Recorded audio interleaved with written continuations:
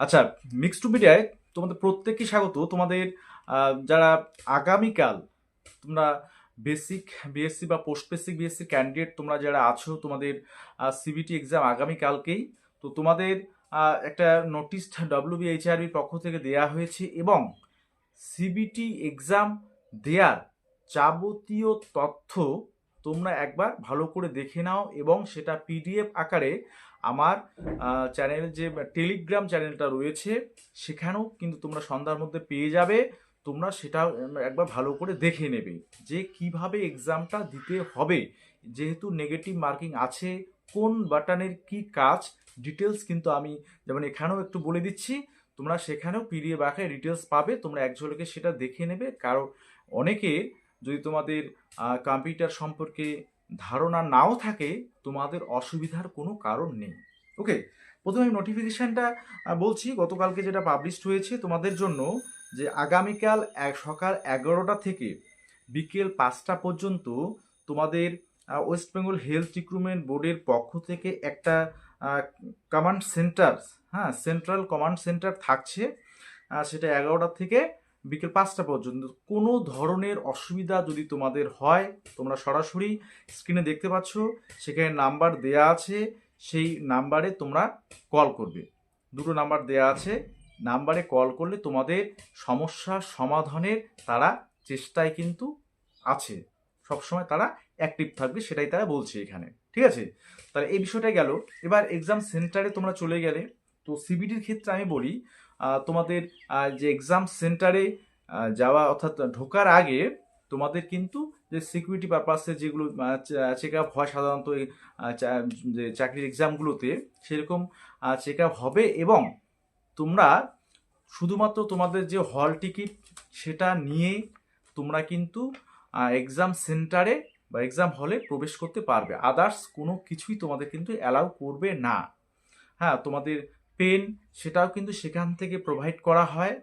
আর তোমাদের যেহেতু যদি কোনো ক্যালকুলেশনের বিষয় থাকে, তাহলে অবশ্যই সেখানে একটা শিট, হ্যাঁ, একটা শিট তারাই দিয়ে দেবে, সাপ্লাই করে দিবে। তোমাদের কিন্তু সেটা নিয়ে যেতে হবে না। অর্থাৎ এক্সাম রুমে তোমরা শুধুমাত্র এরকম তোমাদের যে হল টিকিটটা আছে সেই হল টিকিটটাই নিয়ে ঢুকতে পারবে।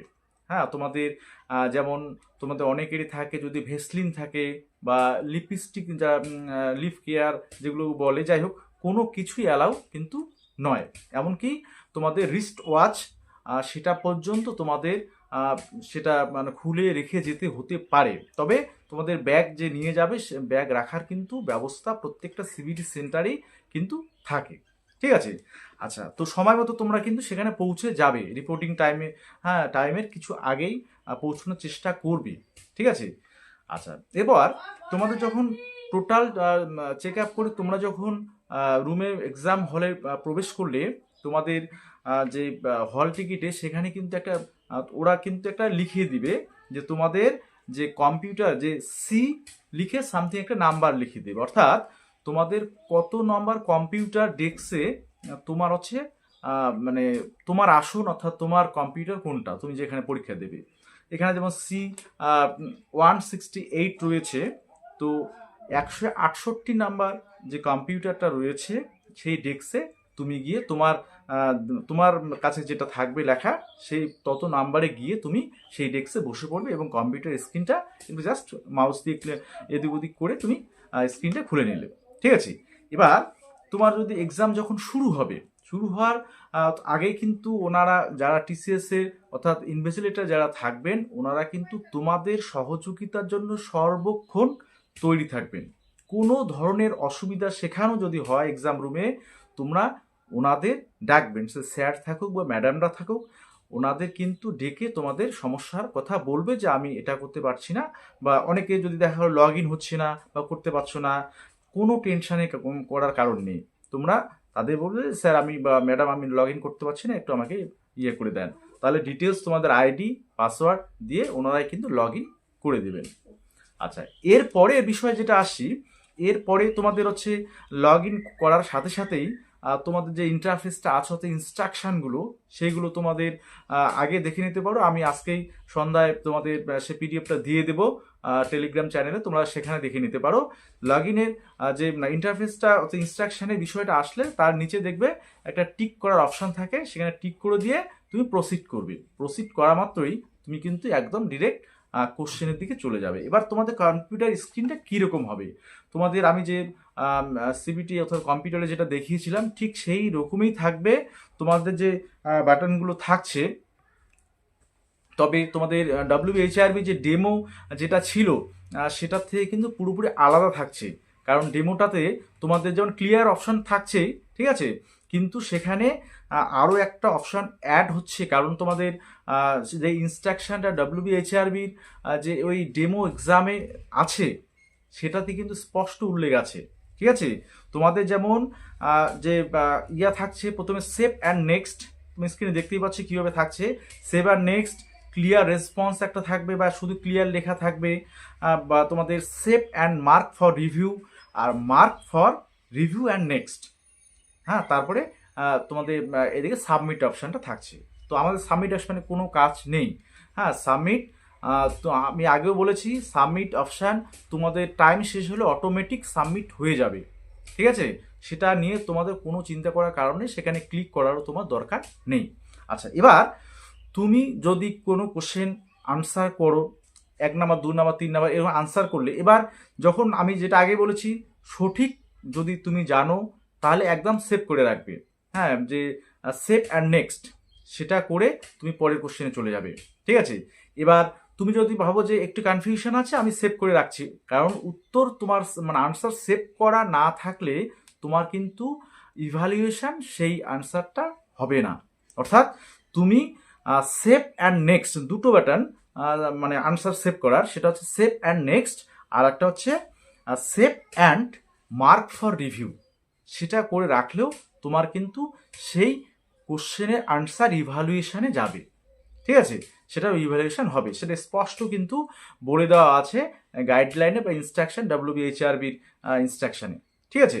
আচ্ছা, তাহলে দুটো সেভ অপশন আছে। একটা আছে পুরোপুরি সেভ অপশন, সেটা একদম গ্রিন কালারে হয়ে যাবে। আর হচ্ছে তোমার দেখো ছকটা দেখতেই পাচ্ছ, ডান দিকে তোমাদের এই বিষয়গুলো থাকছে, কতটা আমার ভিজিট করছো, কতগুলো ভিজিট করোনি, সেই কালারগুলো দেখো ডিটেলস দেওয়া আছে।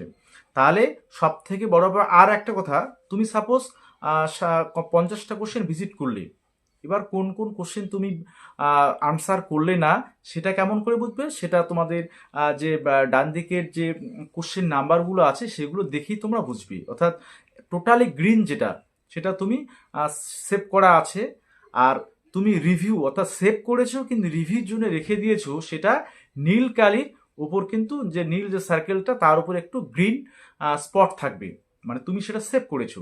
গ্রিন থাকা মানে তুমি সেভ করেছো রিভিউর জন্য রেখে দিয়েছো, সে তুমি তখন চেঞ্জ করতে পারো, উইথড্র করে নিতে পারো যে কোনো আনসার। তবে তুমি যদি উইথড্র কোনো কোশ্চেনে করতে যাও, সাপোজ তুমি 30 নাম্বার কোশ্চেনে উইথড্র করতে যাও, তাহলে তুমি সে ডান দিকে তোমার যে দেখা যাচ্ছে যে এখানে 30 নাম্বার কোশ্চেনটা, সেখানে ক্লিক করবে।